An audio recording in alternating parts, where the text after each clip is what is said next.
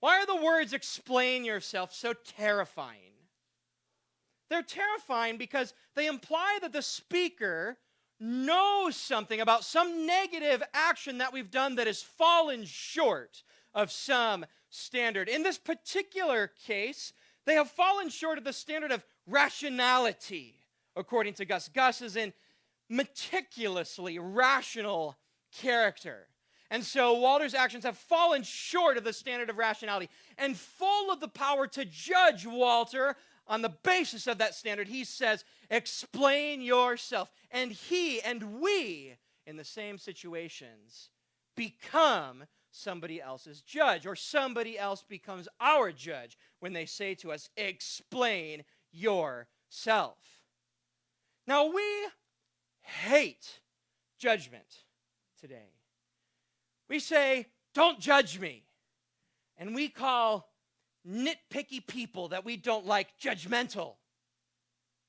But we don't hate all judgments. We only hate certain sorts of judgments. I don't know if you remember the 2008 financial crisis.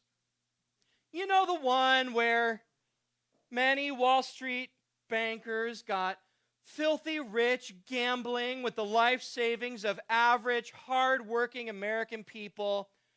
And then when all that gambling and all its fraudulence and deceitful practices and corruption led to a huge crisis, those big bankers got a government bailout while millions of average people lost their homes.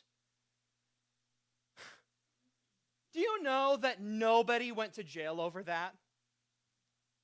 If the movie The Big Short can be believed, which I did rewatch recently. One low-level nobody went to jail over that whole thing. And we look at that situation and say, that situation cries out for judgment. It cries out for somebody to tell the truth about what happened there and then to hold people to reasonable consequences as a result of their actions. So it seems that we do care about certain judgments in certain situations. We just want to have judgments in some situations, but avoid them in others. But is that really possible? Is it really possible to have judgments and the kind of judgments that we want in our lives and in our society if we pick and choose the places that we want to have it? Do we need judgments? What are the costs in our lives and in our society if we don't have any judgments? What are the costs of having a society full of people who live as though they have no judge? Who has the right to judge? These are the questions that we are going to be asking today. I've titled today's sermon, I Know. No! God! I've titled today's sermon, I don't want to explain myself. Not I don't want to gain to. What the heck does that even mean? I've titled today's sermon, put the big slide back up. Get that monstrosity out of here. I've titled today's sermon, I don't want to explain myself. We are at the end of a sermon series that we have been going through, an expository sermon series on the book of Jonah, where we've been going verse by verse through the text of Jonah. It's called I Don't Want to Grow Up. And we have been looking at immaturity and spiritual immaturity and chronic spiritual immaturity in our lives. And not just how we come to be immature, but how we come to be chronically immature. And we, God help us, have been crying out to our Heavenly Father, saying, God, help me grow up. And we've been trying to do that as a church in this season. And today, we are reaching the conclusion of that sermon series. Our text today is going to be Matthew, chapter 12. Ooh. Wow, curveball. Matthew, chapter 12, verses 38 to 41. I'd encourage you, if you have a Bible or a device, to open up the text. I'll read the text aloud, but I won't have it up on the screen. Otherwise, you can listen to me or you can open the scriptures up yourself.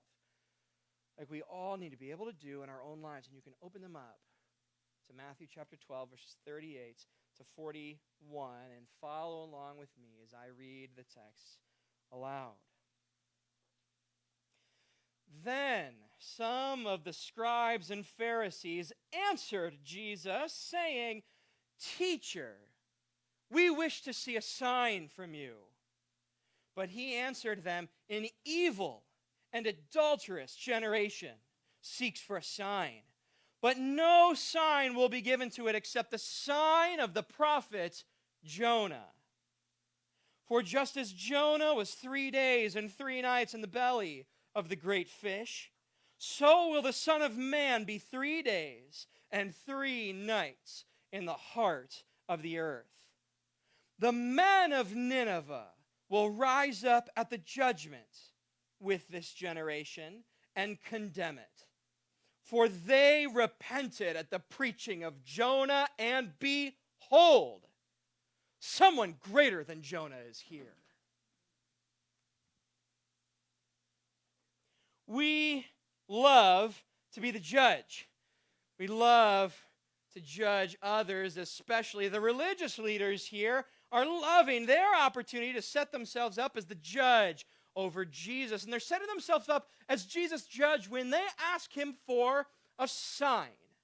The Greek word here for sign is semeion. And in this context, it's talking about a manner of proof or verification. They're asking Jesus to prove himself to be something. And in this kind of context, the sort of sign that they're asking for actually has incredible specificity.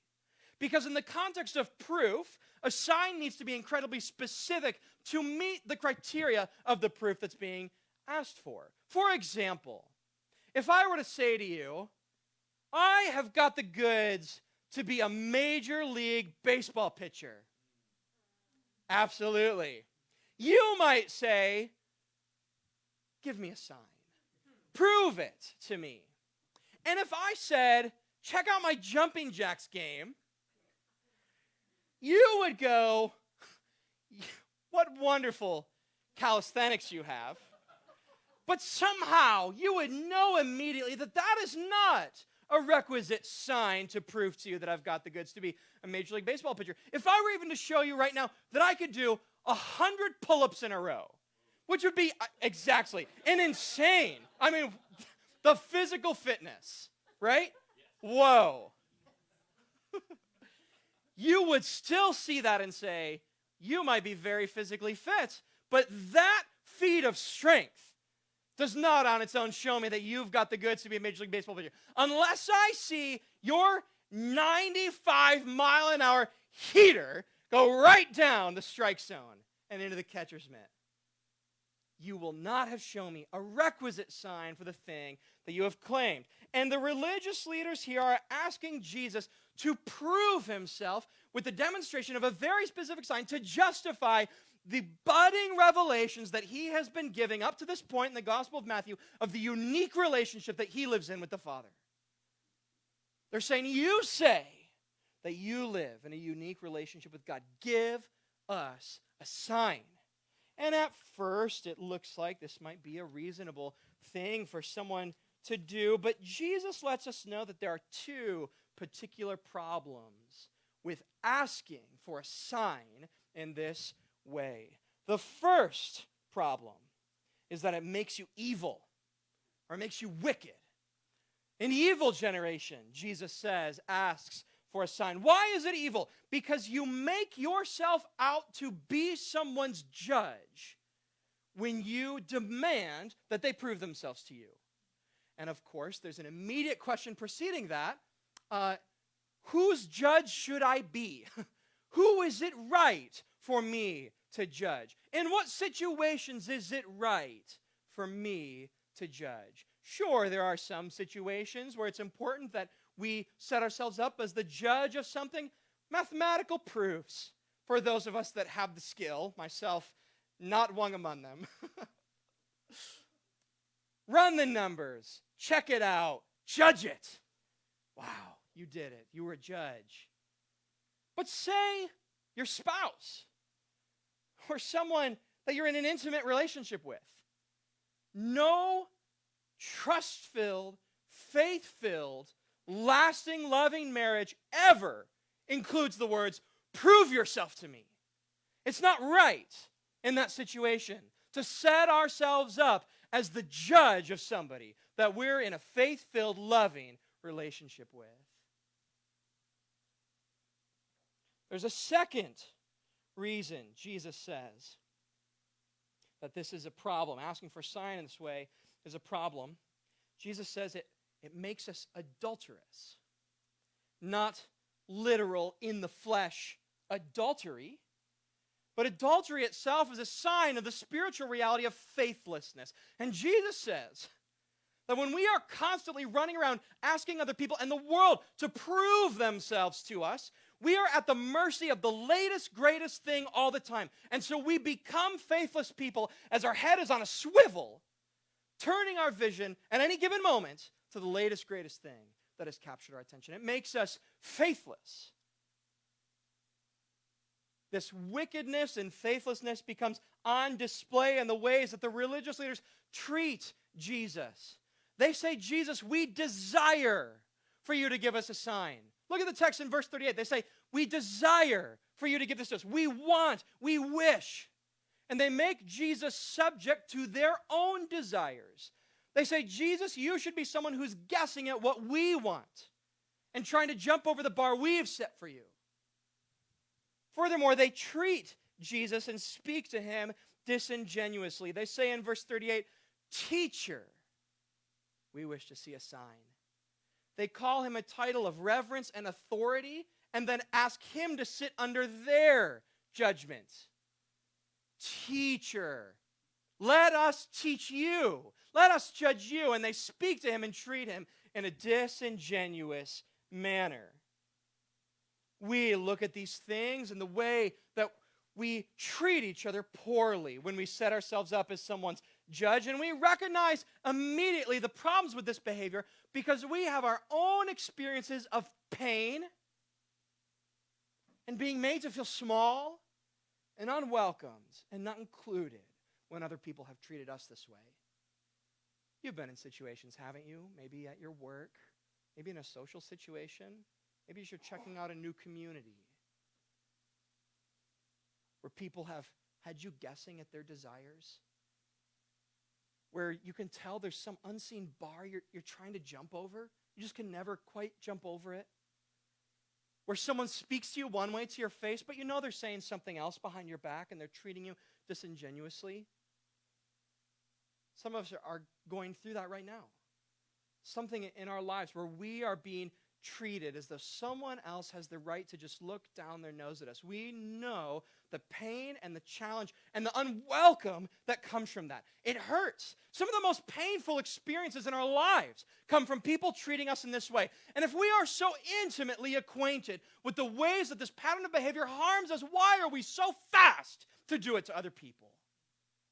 Why do we replicate this kind of behavior in our own lives and in our own relationships to other people?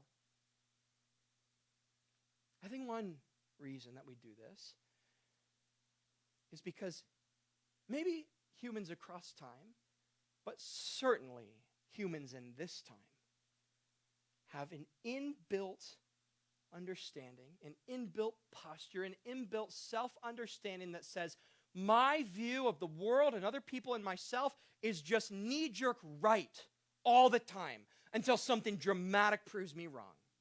In other words, we have a posture at the level of our heart, at the level of our spirit, at the level of our most inbuilt understanding of ourselves that says, I am the judge. And so it's right all the time for me to express that judgment. The problem with having this posture and taking on the judgmental perspective that it brings is that while at first it makes us look like we're full of clear sight, like we're seeing things truly, like we're the one that sees things clearly, like we're the ones who are right. At first it looks like it shows all the things that we see clearly. In reality, being a judge and being chronically judgmental obscures and narrows our scope of vision. It blinds us. We love to be the judge, but being the judge blinds us. It obscures our sight. Jesus says to the religious leaders in verse 39, an evil and adulterous generation seeks for a sign, but no sign will be given to it except for the sign of the prophet Jonah. The text lists at least three things here, ways in which being a judge obscures our ability to see. First of all, it simply blinds us to be able to see the truth of another situation or another person. The religious leaders desire to see a sign, but they will be unable to see. Their wish will not be granted. Secondly, Jesus says no sign will be given to them. There's a passive posture communicated here. The religious leaders will not be given a sign. In other words, they're not able to receive something because the rigidity of their judgmental posture is already deciding what they're going to see. They're not able to receive something new. Their rigid judgmental perspective filters anything new out so that they see what they want to see. So nothing can be given to them because they are not able to receive it. And finally, this posture makes us unable to understand. It makes us unable, even for the things that we can see, to understand their meaning or why they're significant. And to the religious leaders, Jesus says that this will be true with respect to what he calls the sign of Jonah. No sign will be given to them except the sign of Jonah. What is the sign of Jonah? Some people have said it's Jesus preaching. Jonah preached, especially to Gentiles. Jesus preached, often and especially to Gentiles. Some people jump right to the deliverance, the resurrection. Jonah was vomited up by the whale, and Jesus is going to be resurrected.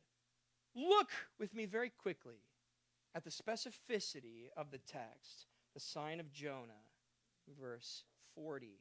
Just as Jonah was 3 days and 3 nights in the belly of the great fish, so will the Son of Man be 3 days and 3 nights in the heart of the earth. The sign here talks about two elements. One, that the individual is in some desperate, dead-end situation. Jonah was in the belly of the fish. Not just the belly of the fish, but in the bottom of the ocean. Jonah should have been dead down there. And the Son of Man, in the same way, will be in a dead-end situation in the heart of the earth. This language here for the heart of the earth is maybe a Greek way of referencing the Hebrew idea of Sheol, the realm of the dead that lives in the earth's belly. Yet there will be a second element. This individual will be there for a specific period of time. 3 days and 3 nights. Notice how the text treats that in a unique way. Like this individual will go into some dead-end situation, but they will go there knowing that it's just for a period of time. Like in the same way that you might take a weekend away upstate. What are you going to do this weekend? It's the holiday. I don't know. I'll go up to the Hudson Valley. I'll be there for 3 nights. Jonah is going to treat the whale that way, and the Son of Man is going to treat the grave that way. That he is going to walk into a desperate, dead-end situation in the same way you and I would walk into an extended weekend away, and then he'll be delivered out of it. Jesus says that is the sign of Jonah. To knowingly go into a dead-end situation that they will be delivered out of it. But Jesus says that the religious leaders will be unable to comprehend the meaning of that sign. Because when they see the Son of Man die, when they see him lose, when they suffer weakness, they'll go, there's no way that that could be a sign of what God's doing in this person or ever in the life of his people in the world. Because God doesn't lose. God doesn't die. God's not weak. And they'll be unable to understand and interpret the sign. Our judgmental postures yield the same things in our lives. When we judge, we can't see.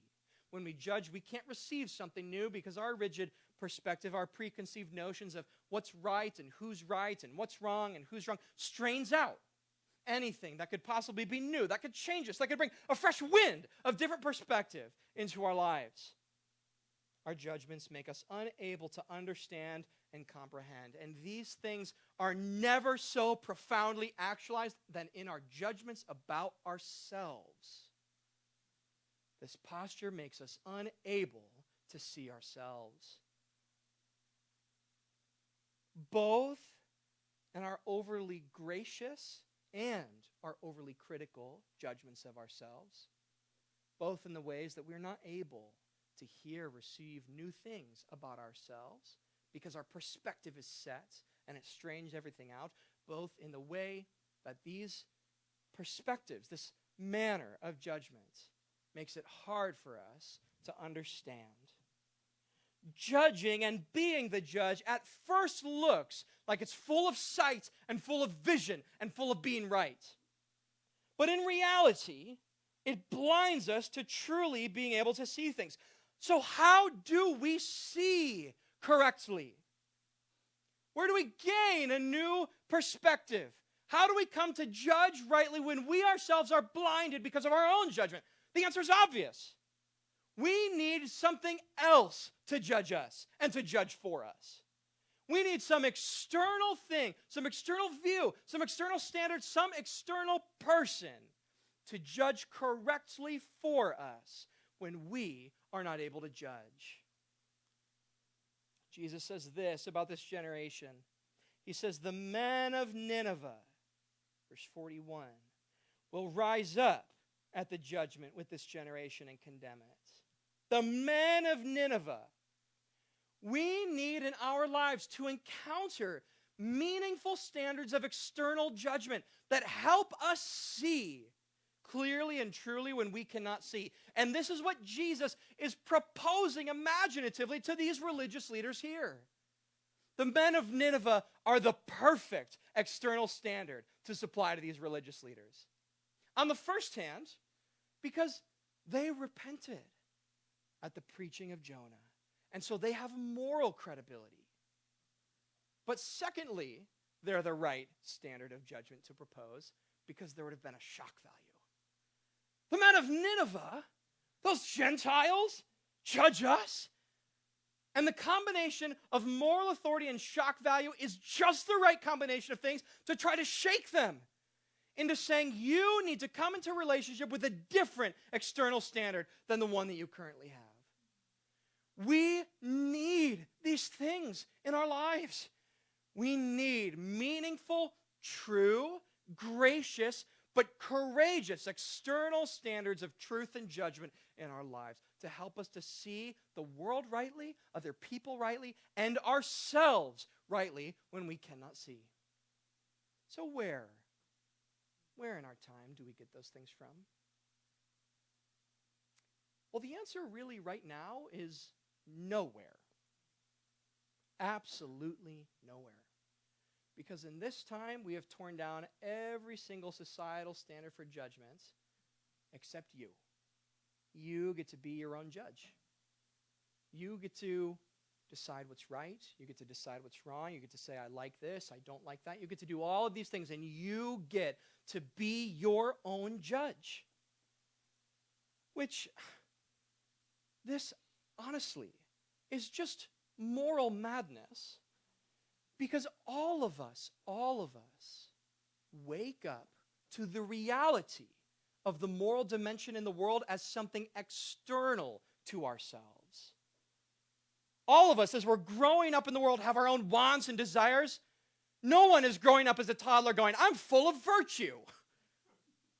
We encounter external standards and learn, oh, there's something outside of myself that helps to teach me how I should grow up morally in respect to these standards.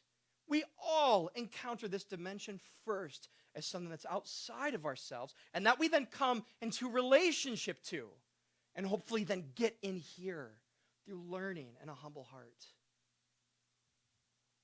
Our world is a moral world full of moral spaces. By moral spaces, I mean spaces that have built into them a standard that everyone recognizes and thinks that we should take seriously. Moral spaces like an audition room, or a performance review, or a gallery showing, or a dinner at a Michelin-starred restaurant. These are moral spaces because we all step into them going, There's a standard on display in this space, and we all agree with it. We understand that this space should be governed by a standard. That in an audition room, we're not just looking for anything, we're looking for excellence that hits the mark. That at an expensive dinner at a Michelin-starred restaurant, we're looking for a particular quality of food to be served. Imagine yourself at an expensive dinner. You paid $23 for that cocktail. Your entree is $73.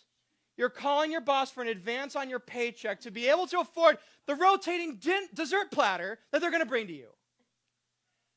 And they bring out your dinner, your $73 steak, and they set it down before you, and there's a long human hair wrapped around the steak. Now, obviously,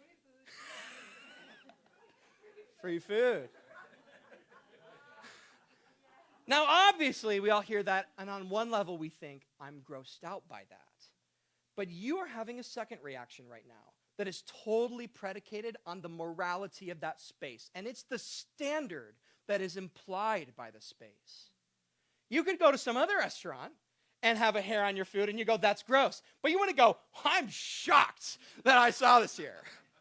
But at a Michelin-star restaurant, you would be, because we all understand the standard that is at play there, and we all agree with it. We all showed up saying we agree on the standard here. And so when something happens that falls so devastatingly short of that standard, we don't just have an impurity reaction, we have a moral reaction. Not all of our spaces in this world are moral. Some of this world's spaces are amoral, like ball pits. You remember ball pits.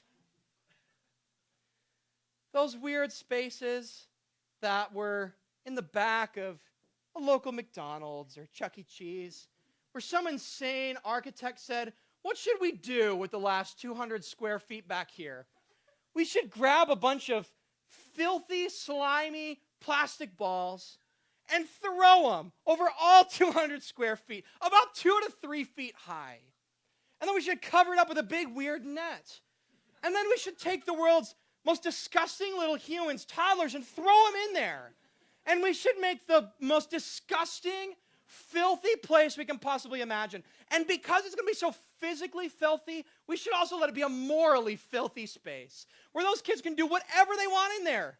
To other kids, to the balls, to themselves. They wet themselves. Who cares? It's a ball pit. Let them stay in there. You know ball pits. Do you want to be in a ball pit?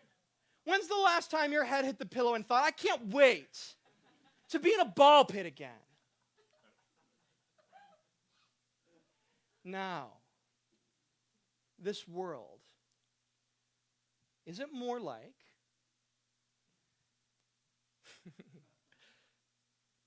an expensive dinner, or an audition room, or a ball pit?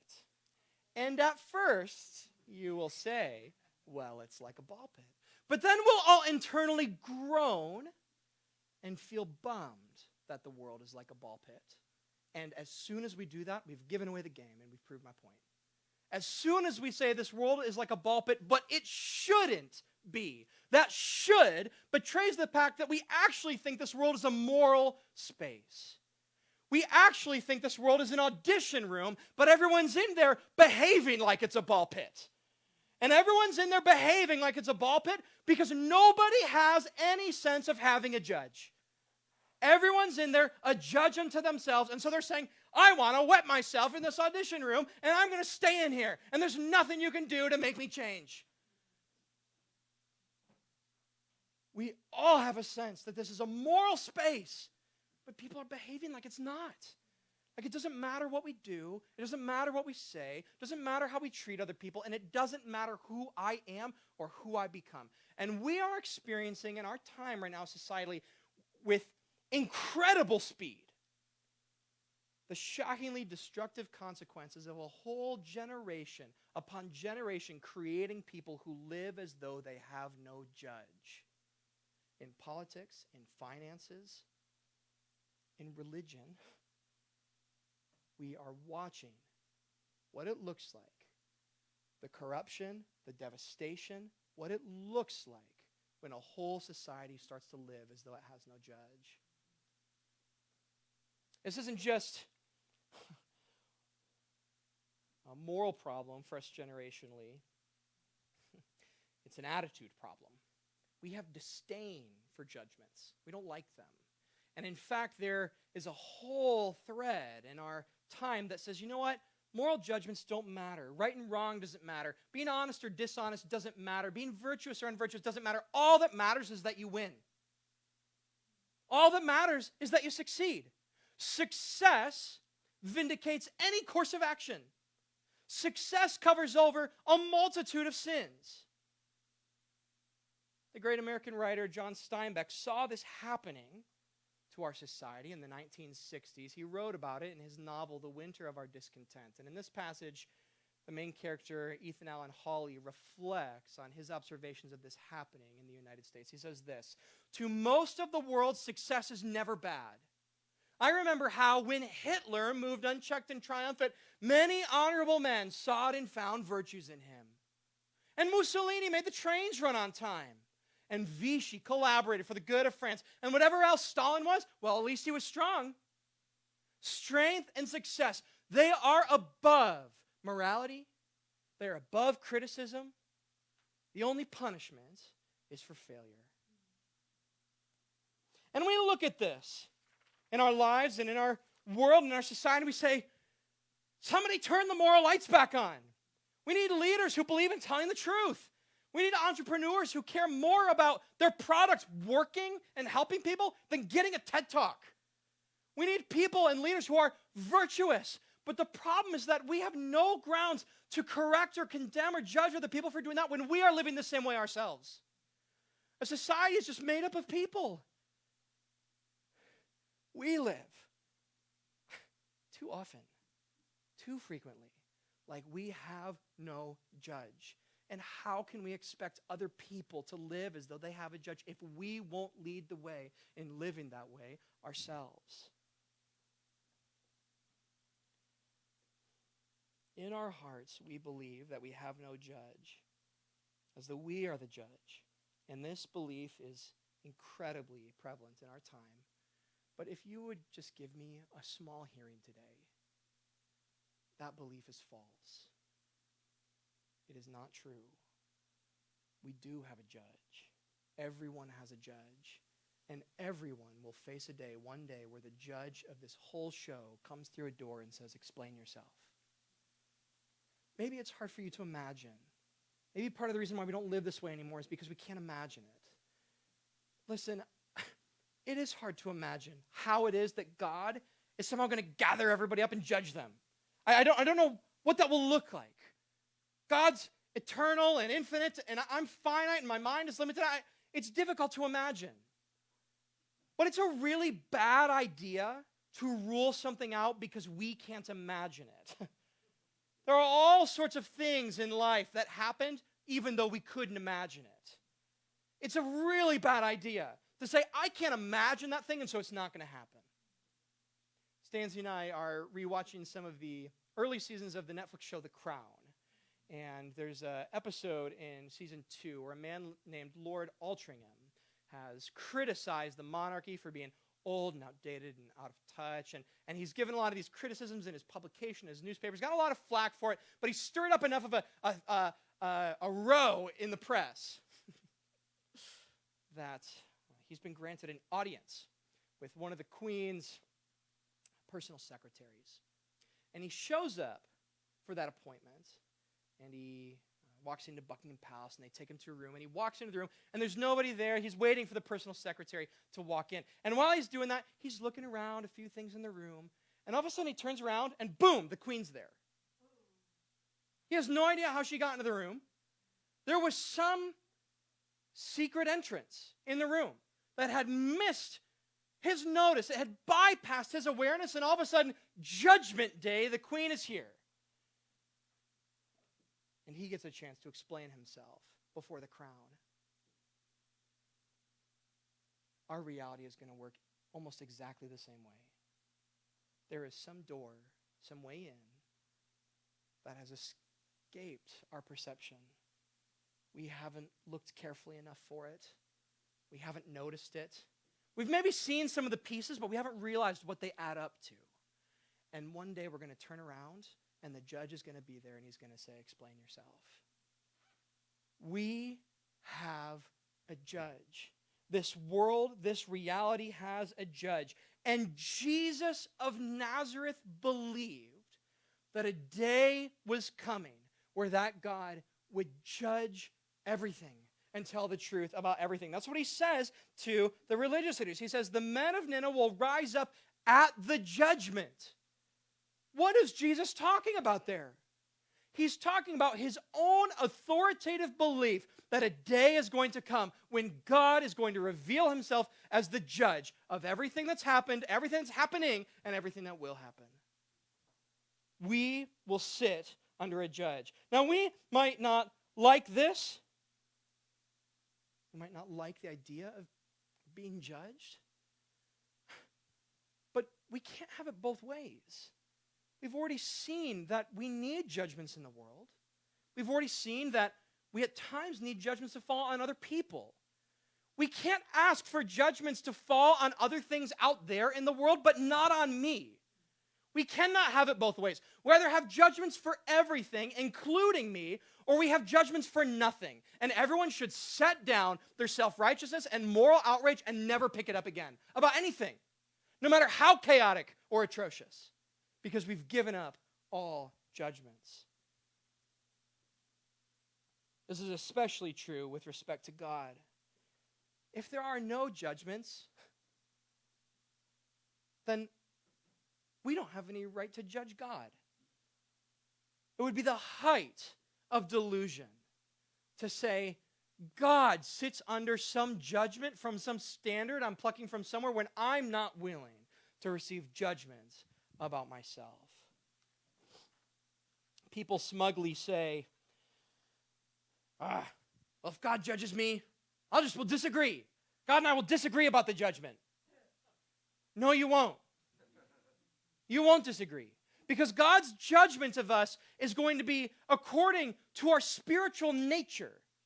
The reality of our spirit just shown objectively for what it is and what works it has produced. Disagreeing with God's judgment at the day of judgment would be as ridiculous as disagreeing with someone who's measuring your height. Sure, someone puts the tape measure next to you and you're like, I'm going to stretch and get a couple inches. I'm not 5'9", I'm 5'10". But nobody says, I wasn't 5'7", I'm 6'2". Nobody does that. At the judgment, God is going to pull out a cord and he is going to reveal objectively your spiritual stature. And no one will disagree with it. And the real problem is that Jesus says that there's a sign out front of the gates of heaven that says you need to be this tall to ride this ride. Not to exclude and not to condemn, but because if you are not this tall, you won't survive the ride.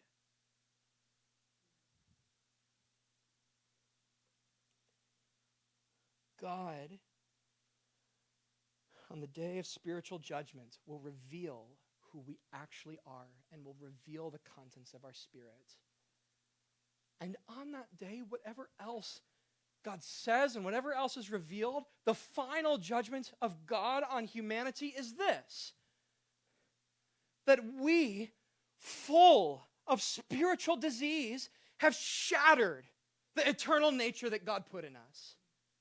But God's Son, Jesus Christ, by shedding his blood on the cross, has given the opportunity for all who are repentant and say, God, I want to take on your judgment on me, to have that eternality restored. That is the judgment of God that will be pronounced. It is not possible to be a Christian and live as though you have no judge. Christians live all the time knowing and living in light of the fact that we have a judge, a gracious judge, a merciful judge, a good judge, but a judge who will tell the truth about us and who we are. 1 Peter chapter 1, 17 says this, "And if you call on him as Father, who judges impartially according to each one's deeds, conduct yourself with fear throughout your time of exile." God will judge you one day. But the key, the invitation, the opportunity, if you want to grow up, is to let God judge you now. God will judge you one day, but we begin to grow up when we let God judge us now. We need to stop judging God and let God judge us now. The Ninevites let God judge them now. And they responded to the preaching of the worst, most half-hearted, most selfish, unprepared, reluctant preacher that there ever has been. They responded to like the worst, most stark kind of preaching message. Jonah's message is just hellfire and brimstone. He doesn't even tell them that there's an opportunity for them to receive grace and mercy. He shows up and says, "You are in huge trouble." The end. And they repent at that horribly preached message. They didn't need a sign. They didn't say to Jonah, "Prove it to us." Because they witnessed to themselves internally. They heard the truth and said, "That is true about me. I am on a path to destruction. I'm going to repent and respond." You have heard such a better message in the preaching of Jesus. That's what this text says. They repented at the preaching of Jonah. But behold, someone greater than Jonah is here. What is the message that Jesus has preached to you? That you are racked with your shame and your anxiety. That you are lost in your fear and the way that you've become shrinking. That you feel burdened and like you can't imagine a future because the guilt that you have for the things that you've gotten wrong. But if you turn to God, there is grace and mercy and forgiveness and restoration and new life for you. How much better is that message than the message that Jonah preached? That message has been given to you. If the Ninevites can have their spirit witness to them internally, to the truth of Jonah's message, how much more should our spirit witness to us the good and gracious message of judgment that Jesus has preached to us? You know, we saw it last week. The book of Jonah ends on a question. It's got a very strange and enigmatic ending. Should I not have mercy upon that great city, God says, which has many people who do not know their right hand from their left, who are morally ignorant, and all their animals? Cliffhanger. And it ends on a question because God's seriously asking Jonah. And all the stakes of Jonah's life and Jonah's growth are left to him in the response to that question. Because God can make a plant grow up when he wills, but God will not force you or me to grow up. God invites us to grow up. He asks us to trust him and partner with him in it. And so that text ends on a question so that we can step into the shoes of Jonah and say, "God, all the stakes of the trajectory of my life rest here on the way that I'm going to respond to this question. How are you going to respond to the question of God? Are you going to stop running away? Are you going to stop justifying bad behavior that we do that doesn't fit the situations that we're in? Are you going to stop justifying the little lies that we do?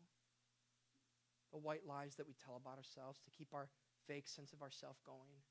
Are we going to stop not caring about the harm that we're bringing to other people? Are we going to stop refusing correction?